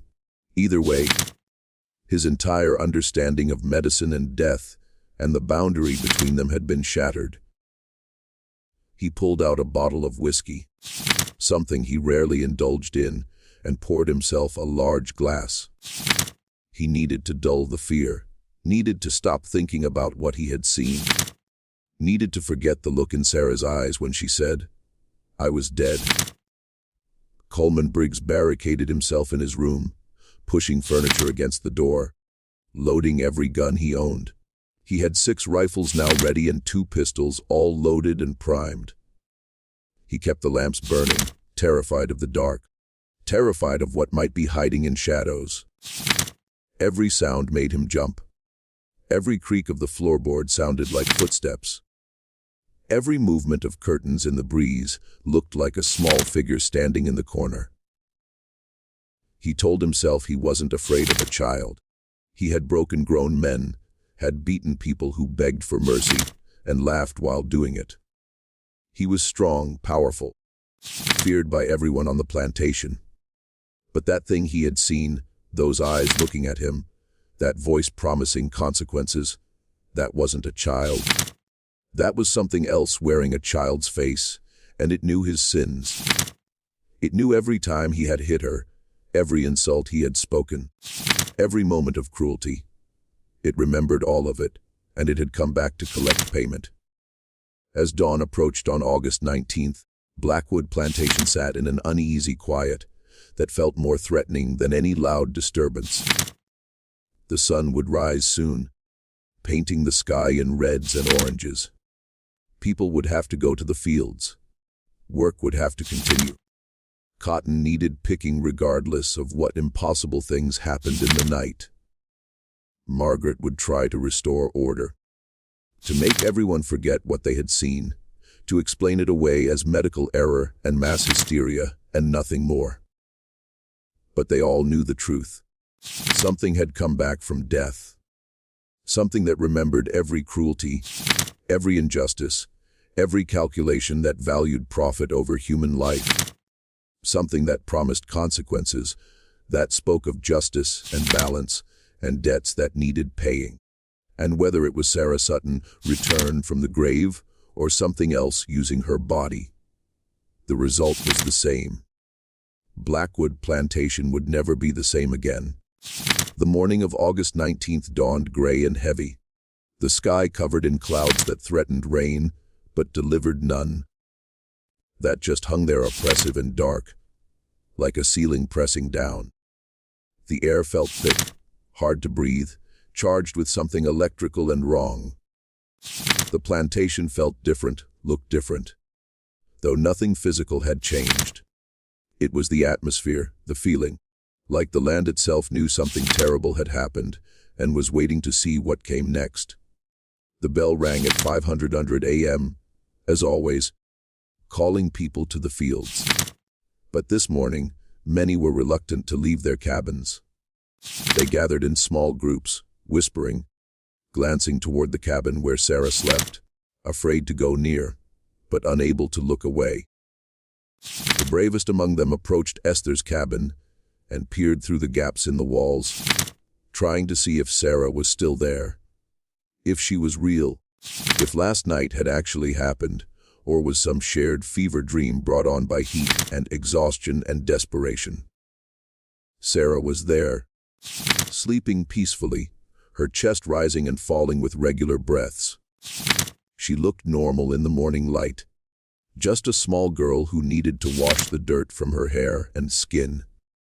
But everyone who looked at her felt it, that sense of wrongness, that awareness that this was not the same Sarah who had died 3 days ago. Something fundamental had changed. Something essential was different. Margaret Sutton had not slept at all. She sat at her desk in the main house, still in her nightclothes, staring at her ledgers, but not really seeing the numbers. Her mind kept replaying the impossible sight of that child, climbing out of her grave, walking and talking after being dead for 3 days. Margaret was a practical woman who believed in facts and figures, in things that could be measured and calculated and controlled. Death was final. Dead people stayed dead. That was a fundamental rule of existence, possibly the most fundamental rule. Yet what she had witnessed had violated that rule so completely, so undeniably that it shook the foundation of everything she believed. If death wasn't final, if the dead could return, if the natural laws she depended on could be broken so easily, then what else was she wrong about? What other certainties were illusions? What other rules might bend or break when pressed? At 60 Hozard a.m., she called for Dr. Merritt and Coleman Briggs to meet her in the study. She needed to discuss this situation, needed to form a plan, needed to reassert control before things spiraled further. Dr. Merritt arrived looking terrible, his eyes red and bloodshot, his hands trembling as he poured himself coffee from the service Margaret's house slaves had prepared. He had aged 10 years overnight, his face drawn and haggard, his confidence shattered. Briggs was worse. He arrived 15 minutes late, which was unprecedented, carrying 2 loaded pistols openly on his belt and a rifle over his shoulder. His eyes were wild, darting around constantly, seeing threats in every shadow. He had dark circles under his eyes from lack of sleep. His usual swagger was gone, replaced by nervous energy and barely controlled fear. He sat across from Margaret's desk, but wouldn't put down his weapons, keeping them close, ready. They sat in uncomfortable silence for a moment. Then Margaret spoke, her voice firm, but with a tremor underneath that betrayed her composure. We need to control this situation before it gets worse, before word spreads beyond the plantation, before we have a full panic, or worse, a rebellion. She looked at both men, demanding their attention, demanding they focus. The official story is that Sarah was in a cataleptic state. Dr. Merritt made an understandable diagnostic error. She recovered and dug herself out. That's what we tell everyone. That's what goes in all official records. Dr. Merritt nodded eagerly, grateful for any explanation that didn't require him to admit he had witnessed something impossible. Yes, of course. Catalepsy. It's rare, but documented in medical literature. The body enters a death-like state. Vital signs become nearly undetectable. I should have recognized it. Should have been more thorough in my examination. My mistake entirely. He was lying to himself and knew it.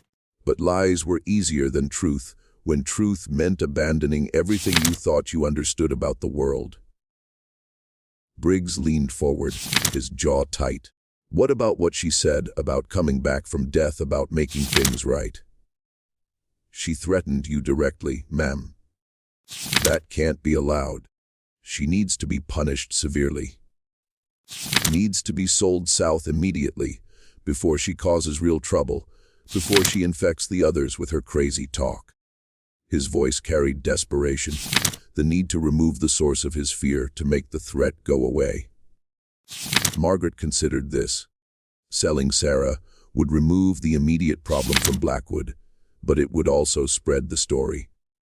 Every plantation Sarah went to, every slave trader who handled her, every enslaved person who heard about her would hear the tale of the girl who died and came back.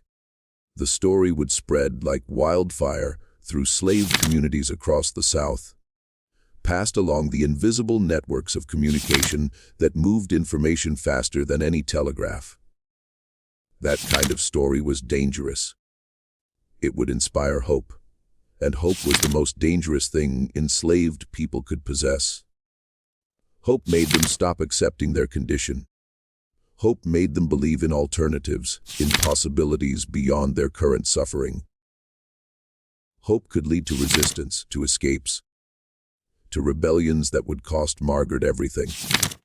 The Nat Turner Rebellion 25 years ago had started with a man who believed God had chosen him for a special purpose. What might happen if enslaved people across the South started believing a 9-year-old girl had been resurrected to bring justice to their oppressors? No, Margaret decided firmly. She stays here where we can control her, where we can control the story and make sure it doesn't spread beyond the plantation boundaries. If she's sold, the tale grows with every telling, becomes bigger and more dramatic. Here, we can manage it. We can make sure people understand it was a medical error.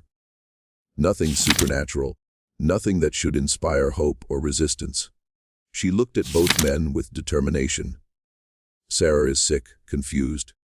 traumatized from her experience of being buried alive. She's saying things that don't make sense because her mind was damaged by oxygen deprivation. We treat her with patience and kindness. Show everyone that we're reasonable and compassionate. We prove that her accusations are the ravings of a confused child. That's how we handle this. But even as Margaret spoke these words with confidence, even as the three of them nodded in agreement about the official story, they all knew they were lying to themselves. They had all seen Sarah's eyes, had heard the certainty in her voice, had felt the wrongness of her presence. This wasn't a confused child. This wasn't medical error or oxygen deprivation. This was something else entirely, something that didn't fit into their comfortable explanations and rational worldview. At 7:00 a.m., Margaret sent for Sarah. Esther brought the girl to the main house, walking slowly, Sarah's small hand in her weathered one. The child had been washed, the grave dirt removed from her hair and skin, dressed in clean clothes. In the morning light, walking into the plantation house, she looked almost normal, just a thin 9-year-old girl, small for her age, nothing special or frightening about her.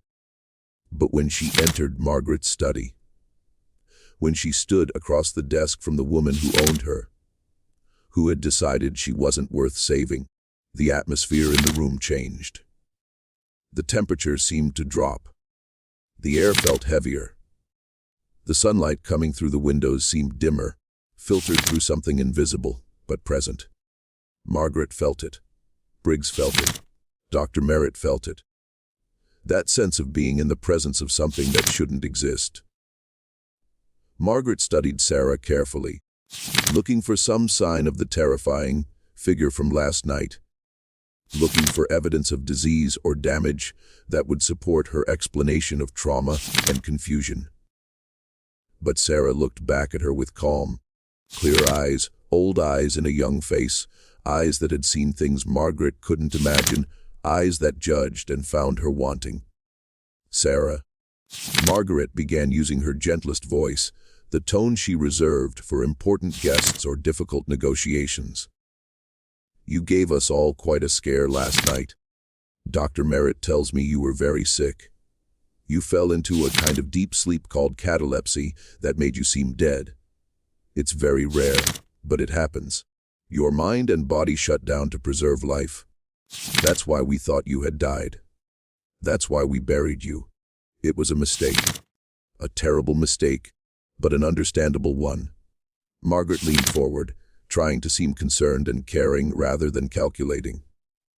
Now, I know you said some things last night that were inappropriate, about dying and coming back, about making things right, about justice. I understand you were confused and frightened.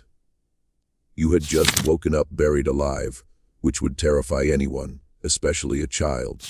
Your mind was scrambling to make sense of a traumatic experience, so it created this narrative about death and resurrection. She smiled, trying to look warm and motherly, an expression that sat awkwardly on her usually stern face. But that's not what really happened. You were never actually dead. You were sick, very sick, and you fell into this special kind of sleep. Dr. Merritt made an error which he deeply regrets. We buried you by mistake. You woke up, managed to dig yourself out somehow, and now you're recovering. That's the truth. That's what actually happened. Do you understand? Sarah looked at Margaret without blinking, her gaze steady and unwavering. When she spoke, her voice was quiet, but carried perfect clarity. You're lying to me, to yourself, to everyone. You know I was dead. You're just afraid to admit it, because it breaks your understanding of how the world works. Because it suggests there are forces bigger than you. Powers you don't control, consequences you can't calculate away. Margaret's jaw tightened. That's enough. I'm trying to be patient with you. Trying to understand that you're confused and traumatized, but you will not speak to me that way. You're a child and you're my property. You will show proper respect." But even as she said it, the words felt hollow, powerless. How do you threaten someone who has already died? How do you control someone who has nothing left to fear? Sarah tilted her head slightly, studying Margaret like Margaret might study a problematic entry in her ledger. "I don't hate you, Mrs. Sutton. I probably should, but I don't. I understand you. You're a product of your time, of this system. You were taught that people like me are property, that our lives have monetary value and nothing more. You're doing what you think is right, what makes sense within your worldview." She took a step closer to the desk, and Margaret resisted the urge to lean back to put more distance between them. "But you're wrong. And what happened to me? What I experienced proves you're wrong. I died because you calculated that saving me would cost more than I was worth. Of $5 versus $250. Bad investment. Not worth it. Let her die." Sarah's voice remained calm, almost conversational, which somehow made her words cut deeper. "You put a price on my life. You do it every day with everyone here. You calculate our value like we're livestock or equipment. But human lives don't have prices, Mrs. Sutton. They're infinite. They're priceless. And when you treat them as commodities, when you let people die over money, there are consequences." Margaret stood abruptly, her chair scraping loudly against the wooden floor. "I will not be lectured by a child. I will not be made to feel guilty for making practical business decisions. This plantation doesn't run on sentiment and feelings. It runs on mathematics and economics. Resources are limited. Choices have to be made. Not everyone can be saved. That's reality." "You're right," Sarah said, her voice maddeningly calm. "Resources are limited. Choices do have to be made. But the choices you make define who you are.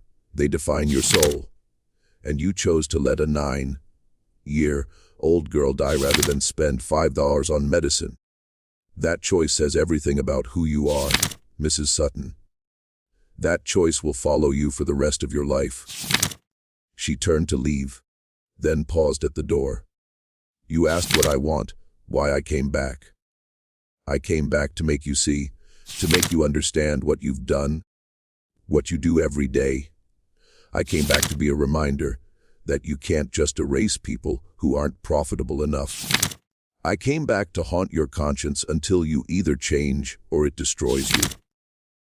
Sarah walked out of the study, leaving Margaret standing there, trembling with rage and fear, and something else she refused to name. Behind her, Briggs was pale and sweating, his hands on his pistols, looking like he wanted to shoot Sarah, but was too afraid to try after last night's failure. Dr. Merritt was staring at his hands, at the instruments of his profession that had proven useless for diagnosing the most important patient he had ever examined. The three of them sat in silence for a long time after Sarah left. Finally, Briggs spoke, his voice rough. "We should kill her tonight. Make it look like an accident. A fall, a snake bite, something natural. She's too dangerous to leave alive. She's going to destroy everything here." Margaret considered this, and the fact that she seriously considered murdering a 9-year-old child showed how far they had fallen, how desperate they had become. But she shook her head. No, killing her would make her a martyr, would make the story even bigger and more powerful. Dead, she becomes a legend. Alive, she's just a confused child we can discredit over time. She didn't add what she was really thinking. That trying to kill Sarah might not work. That bullets missed her for reasons they couldn't explain. That maybe she couldn't be killed by normal means. Better not to try and fail again. Better to pretend everything was normal and hope that eventually people would forget. That life would return to routine, that this would all fade into memory like a bad dream. But Blackwood Plantation would never be normal again. The next few days proved that beyond doubt. Strange things started happening. Small things at first that could be dismissed as coincidence or imagination. The dogs refused to go near Sarah. They would bark at her from a distance, but wouldn't approach even when commanded, even when tempted with food. They would cower and whimper if forced close to her, their tails tucked, their bodies trembling. Horses became skittish when she passed. Calm, trained animals that never spooked would suddenly rear and try to bolt if Sarah came within 20 feet of them. The plantation had to stop using certain paths because horses refused to go near the slave quarters where Sarah lived. Even the chickens reacted strangely. The ones whose coop was closest to Sarah's cabin stopped laying eggs. They would pace nervously, refusing to roost, making distressed sounds day and night. After 3 days, they had to be moved to a different location before they died from stress. The plants in the field, where Sarah had collapsed, began to wither. A section about 20 feet across turned brown and died despite adequate water and careful tending. The cotton bolls shriveled. The leaves curled and fell off. Within a week, that spot was completely barren, while everything around it grew normally. Workers avoided that area, refused to work there, even when ordered, claiming they felt watched or threatened, claiming the ground itself rejected them, and people started getting sick. It began with Dr. Merritt. On August 20th, just 1 day after Sarah's return, he developed a persistent cough. By the 21st, he had a fever. By the 22nd, he was in bed struggling to breathe. The symptoms looked exactly like pneumonia, the same disease that had killed Sarah. Dr. Merritt, lying in his bed, listening to fluid building in his lungs, recognized the symptoms with growing horror. He prescribed himself the same medicines he would have given Sarah: quinine, laudanum, stimulants. But they didn't work. His fever continued to climb.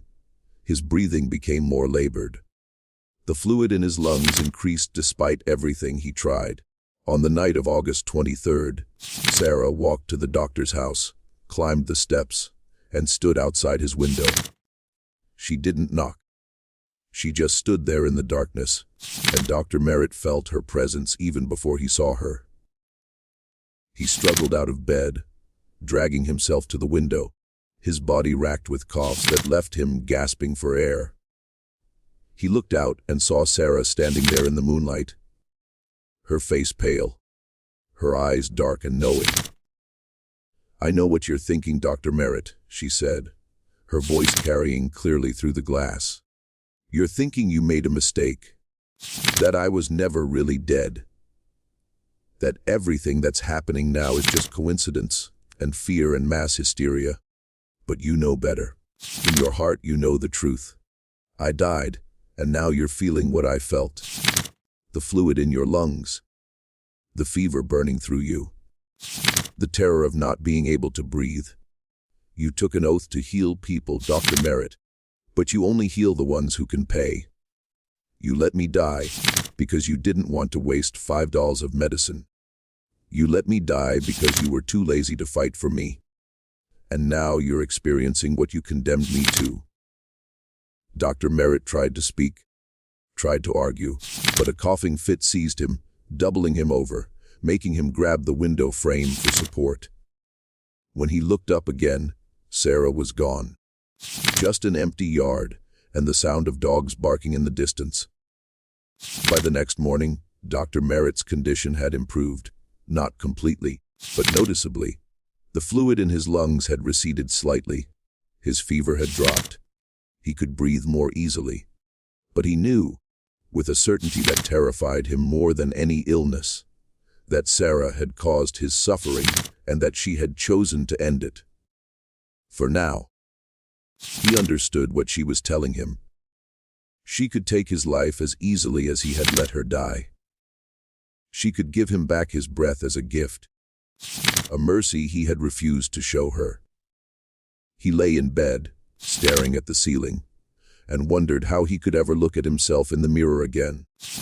The sickness then spread to others, not to the enslaved people, But to the whites who had participated in Sarah's death, or who had known about it and done nothing, Coleman Briggs developed a strange infection in his right hand.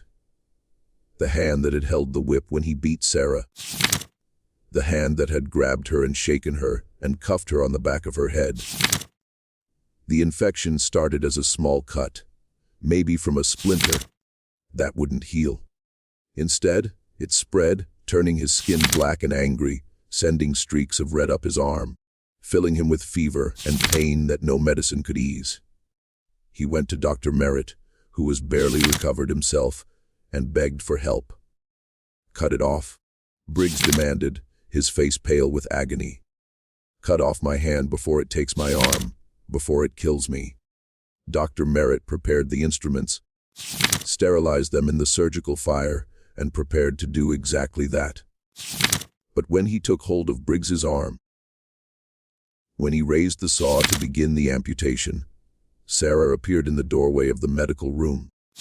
She was wearing the same simple dress she had been buried in. Esther had washed it, tried to mend the tears, but the stains from 3 days in the grave hadn't come out completely.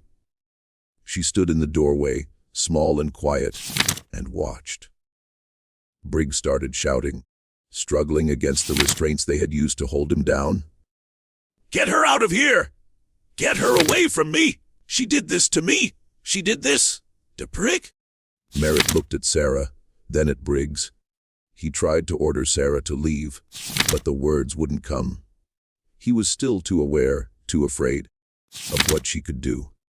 Sarah spoke softly, addressing no one in particular. "You don't need to cut off his hand, Dr. Merritt. The infection will stop spreading. But it won't heal completely either. He'll carry the mark for the rest of his life, a reminder of what he did to me, to all of us. Every time he looks at that hand, he'll remember. The pain will never fully go away. He'll never use that hand to harm another person again." She turned and left. Dr. Merritt stared after her, trembling. When he looked back at Briggs's hand, the black streaks had stopped spreading, just as Sarah had said. The infection didn't progress further, but it also didn't heal. The hand remained dark and withered, the fingers curled permanently inward, useless. Briggs would carry that mark forever. A constant reminder of the child he had beaten and mocked and tried to break. The weeks that followed brought more changes to Blackwood Plantation. Small, subtle shifts at first, then more dramatic ones. The enslaved people started doing less work, not openly refusing, not rebelling in ways that would provoke retaliation, just moving slower, producing less, finding ways to be less efficient. Cotton production dropped by 20%, then 30%. Quotas weren't met. Margaret's ledgers began showing losses for the first time in years. She raged at Briggs, demanded he do something, use the whip, use threats, use anything to restore productivity. But Briggs couldn't. His hand hurt constantly, a burning ache that never went away. And the pain made him less effective, less willing to engage in the physical brutality that had been his main tool. And more than that, he was afraid. He wouldn't admit it, but everyone could see it. He avoided Sarah, avoided the quarters, avoided anywhere she might be. He couldn't even force himself to walk past the area behind the barn where she had been buried. The overseer who had once terrorized 3 counties was now a broken man, terrified of a 9-year-old girl. Margaret still tried to enforce discipline. She sent for workers who fell short of quotas, had them whipped in the traditional manner. But the whippings didn't seem to help. Workers who were punished became even less productive, and the others watched with expressions that made Margaret deeply uneasy. Expressions of confidence, even contempt, like they knew something she didn't, like they had reason to believe her power was temporary. Because Sarah was there. Not always present at the punishments, but always felt. Her presence hung over the plantation like a shadow, like a weight. The workers knew she was watching.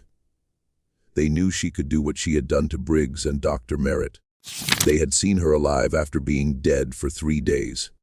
They had seen bullets miss her at point-blank range. They had seen illness come to those who had wronged her, and they had hope. By mid-September, the situation at Blackwood had become untenable. Margaret was sleeping poorly, suffering from nightmares she couldn't fully recall upon waking, but that left her trembling and drenched in sweat. Her health was declining, she was losing weight, her hair was thinning, her skin had taken on a grayish pallor. Dr. Merritt examined her and found nothing obviously wrong, but he knew what he was seeing. The spirit was breaking, and the body was following. "You need to leave," he told her one afternoon, his voice quiet and urgent. "Sell the plantation. Move away. Go somewhere far from this place. Sarah's power is tied to Blackwood. It's where she died, where she was buried, where she came back. If you leave, you might escape whatever this is. She can't follow you if you go far enough. She's still just a child, even if she's something more. She can't leave her home." Margaret stared at him for a long moment. "You believe she has power," she said slowly.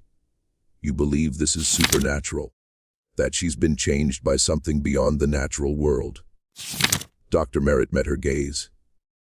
In his eyes, Margaret saw something she had never seen before. Not the deference of a paid physician, but the certainty of a man who had witnessed something that shattered his understanding of reality. "I believe that child died, Mrs. Sutton. I believe I pronounced her dead with absolute professional certainty, and I believe she came back with abilities and knowledge no 9-year-old should possess. I don't know what she is now. I don't think anyone does. But I know she isn't just a confused child recovering from trauma. Something happened to her in that grave. Something changed her fundamentally, and she's using what she became to take revenge on everyone who let her die." Margaret was silent for a long time. Then she said, "I can't leave. This plantation is everything I have, everything I've worked for, my husband's legacy. If I abandon it, I have nothing. I'd be destitute, or worse, dependent on the charity of others. I'd rather die than live that way." Dr. Merritt nodded slowly, sadly. "Then you will die, Mrs. Sutton. Maybe not tomorrow, maybe not next month, but eventually. And I suspect it will be a slow death, one that gives you plenty of time to reflect on what you did and what you failed to do. That's what Sarah wants. Not quick death, that would be a mercy. She wants you to suffer, to understand, to regret." Margaret was about to argue, but she couldn't find the words. Because deep down, she knew Dr. Merritt was right. She had seen the same thing he had. She knew the truth. She had known it from the moment Sarah climbed out of that grave. Part 4. The unraveling. By October, Blackwood Plantation was barely functioning. Cotton production had fallen to less than half of what it had been the previous year. Workers moved through the fields like ghosts, their spirits gone, their energy depleted. They weren't actively resisting, they were just done. Done with the endless labor, done with the fear, done with being treated like animals. Something had changed in them, and Margaret knew what it was. Hope. They had hope now because Sarah had shown them that their oppressors weren't invincible. Briggs couldn't beat them like he used to. His hand was useless, his confidence shattered. Dr. Merritt couldn't threaten them with illness because he had experienced what it felt like to be on the receiving end of that threat. Margaret couldn't sell them or punish them because she was losing control, and everyone could see it. Sarah had done something more than survive death. She had shown the enslaved people at Blackwood that the system that held them captive could be broken, that their suffering could be avenged, that there was power in unity, in solidarity, in refusing to accept the lie that they were property rather than people. Margaret noticed the way they looked at Sarah, with reverence, almost with worship. They would bow their heads when she passed. They would whisper among themselves, sharing stories about the child who had died and come back. They would come to her with questions, seeking advice, seeking guidance, treating her like an oracle or a prophet. And Sarah accepted their reverence with quiet dignity, never demanding it, but never refusing it either. She had become something more than a child. She had become a symbol. A reminder that death wasn't the end, that even the most hopeless situation could change, that the dead could return to set things right. It was a powerful message, and it spread, not just through Blackwood but beyond, to neighboring plantations, to the nearby towns, to the invisible networks that carried news through the slave communities of the South. Margaret heard the stories, the embellished versions, the exaggerations. Sarah had walked out of her grave, they said. She had brought back knowledge from the dead. She could heal or sicken with a glance. She was a messenger from God, a prophet sent to free the enslaved. Margaret listened to these stories with growing alarm, realizing that Sarah's influence was spreading faster than she could contain it. The legend was growing with every telling, becoming more powerful and dangerous than the reality. And there was nothing Margaret could do to stop it.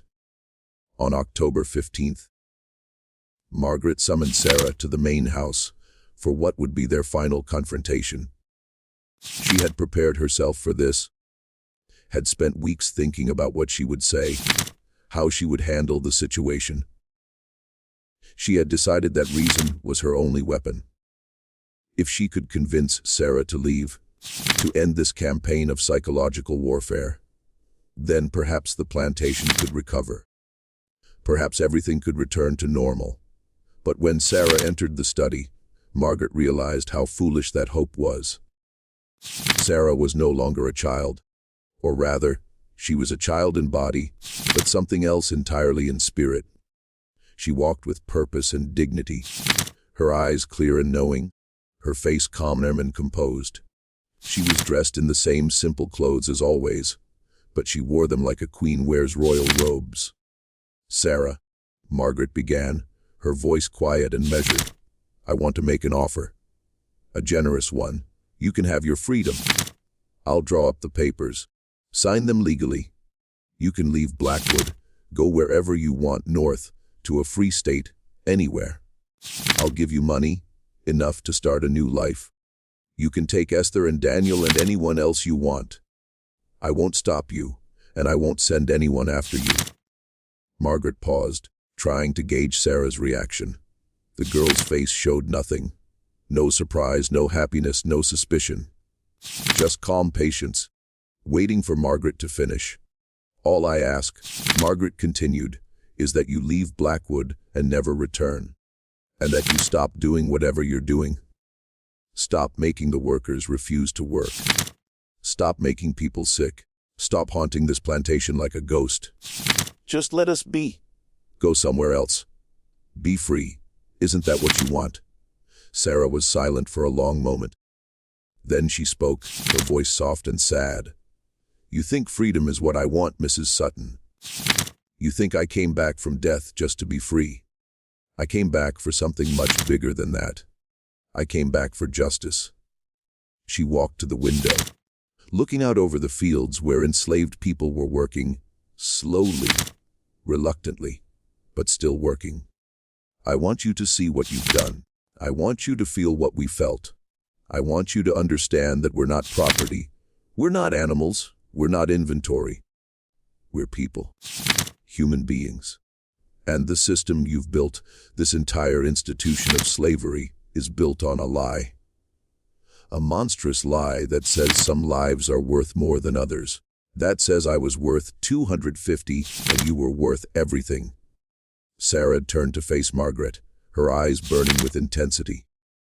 "I don't want freedom for myself, Mrs. Sutton. I want freedom for everyone. I want to end this system that makes children into currency, that lets people die over $5 of medicine.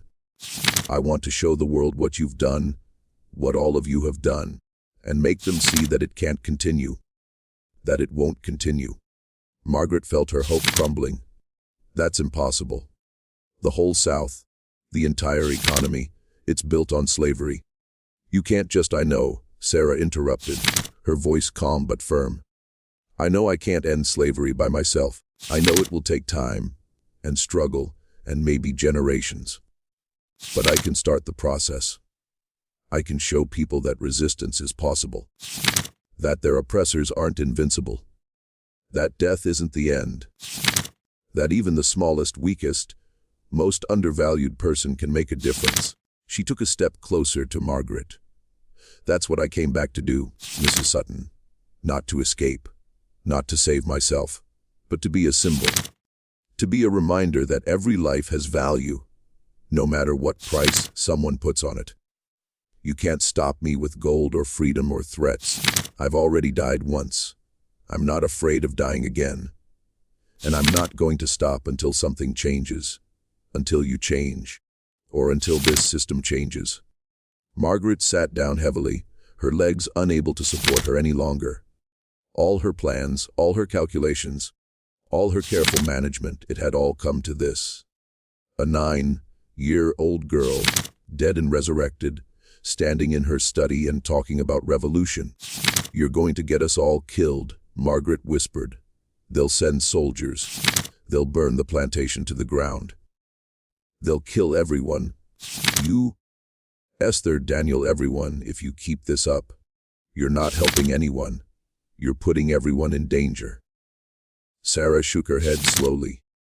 I'm not the one putting them in danger, Mrs. Sutton. You are.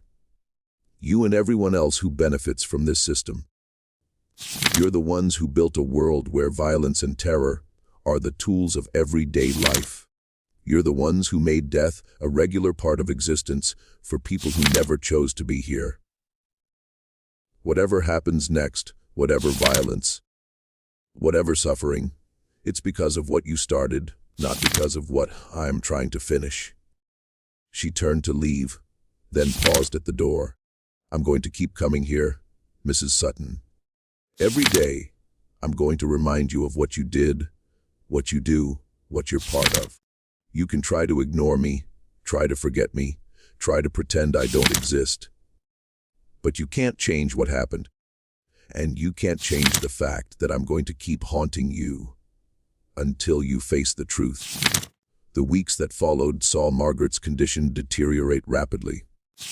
She developed a persistent cough like Dr. Merritt's, but worse. She lost more weight. Her skin became pale and waxy. She was always cold, even in the oppressive Mississippi heat. Her sleep was haunted by nightmares she couldn't remember, but that left her screaming, thrashing, fighting off invisible attackers. Dr. Merritt tried everything he knew, but nothing helped. Margaret was dying, and everyone could see it. The workers watched with quiet satisfaction, seeing it as divine justice, as Sarah's revenge. The white staff watched with fear, knowing that Margaret's death would likely mean the end of Blackwood Plantation. Margaret knew she was dying. She could feel it, the slow, inexorable decline, the loss of strength, the gradual departure of her will to live. But she wasn't ready to give up. She still had one more plan, one last, desperate gambit to save herself and her plantation.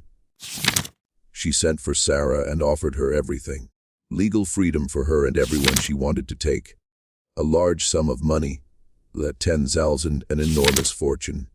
A written statement of apology, signed and witnessed. She would do anything, give anything, if Sarah would just stop what she was doing and leave Blackwood forever. Sarah listened to the offer in silence, her face expressionless. When Margaret finished, Sarah shook her head slowly. You still don't understand, she said. This isn't about money or freedom or revenge. It's about ending the system that made this possible. It's about making sure no one else has to go through what I went through. Margaret's voice cracked. But you can't. You can't end slavery, Sarah. It's too big, too powerful. There are millions of you and millions of us. You can't fight that with a child's voice and a ghost story. You're just one person. One small, weak person. Even if you have powers, even if you came back from the dead, you can't change an entire country. You can't end a whole system. Sarah looked at her with those dark, knowing eyes. Maybe not. But I can try. And if I fail, at least I'll have tried. At least I'll have shown people that resistance is possible. That fighting back isn't pointless. That there are things worth dying for, and worth coming back from death for. She turned and walked away, leaving Margaret alone in her study, surrounded by ledgers and figures and the crumbling remains of her empire. Margaret Sutton died on November 15, 1856. Dr. Merritt recorded the cause of death as pneumonia, complicated by extreme exhaustion and nervous decline. But everyone who had known her, everyone who had watched her decline over the months since Sarah's resurrection, knew the truth.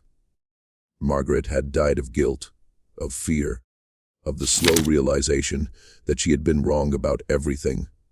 Wrong about the value of human life. Wrong about her power. Wrong about the stability of the world she had built. Coleman Briggs left Blackwood Plantation soon after Margaret's death, taking his ruined hand and his shattered confidence and disappearing into the wilderness. He never returned to overseer work. He was found dead 2 years later in a ditch outside Vicksburg, his body wasted and unrecognizable, his hand still black and withered. The official cause of death was exposure and starvation. But those who knew the story whispered that he had been haunted until the end, that he had seen things in the dark, that he had been running from something he could never escape. Dr. Merritt died in December 1856, just a month after Margaret. His death was officially recorded as a heart attack, but he had been getting sicker since Sarah's return, coughing, feverish, declining in health in ways that no medicine could address. His last words, spoken to his wife just before he died, were, "I should have saved her. I should have tried harder." The plantation passed to Margaret's distant relatives, who had no interest in running it. They sold off the land piece by piece, dispersed the enslaved people to other plantations and other owners, let the grand house fall into disrepair. By the time the Civil War began 5 years later, Blackwood Plantation was just another abandoned property, its fields overgrown, its buildings crumbling, its history fading into memory. Epilogue: the legend lives on, but the story of Sarah Sutton didn't fade. It grew. It traveled through the slave communities of the South, passed from plantation to plantation, from person to person, spreading like wildfire through the invisible networks of communication that existed beyond the control of white owners. The story changed and grew with each telling. Sarah became a prophet, an angel, a messenger sent by God to show the enslaved that their suffering wasn't in vain. The legend of the girl who died and came back became a beacon of hope, a promise that justice would eventually come, that the scales would eventually be balanced. And in a way, the story was right. The Civil War came. Emancipation came. The system that had killed Sarah and countless others came crashing down, not because of one girl's resurrection, but because of the millions of enslaved people who never stopped believing that they deserved better, who never stopped fighting for their freedom, who never stopped hoping even in the darkest times. Sarah Sutton was just one small child, weak and sick and worth only 250 in the cold arithmetic of slavery. But she proved that even the smallest flame can light a fire, that even the weakest voice can be heard, that even the most forgotten person can change the world.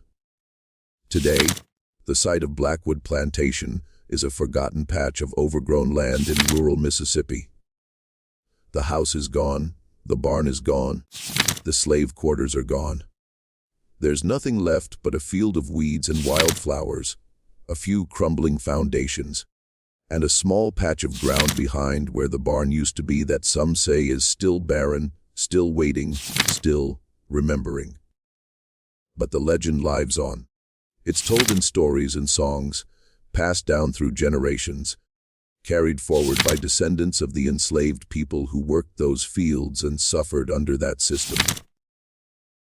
Sarah Sutton, the girl who died and came back, the child who became a symbol, the forgotten one who wouldn't stay forgotten, has become a part of American folklore, an echo of a terrible time and a testament to the indomitable human spirit.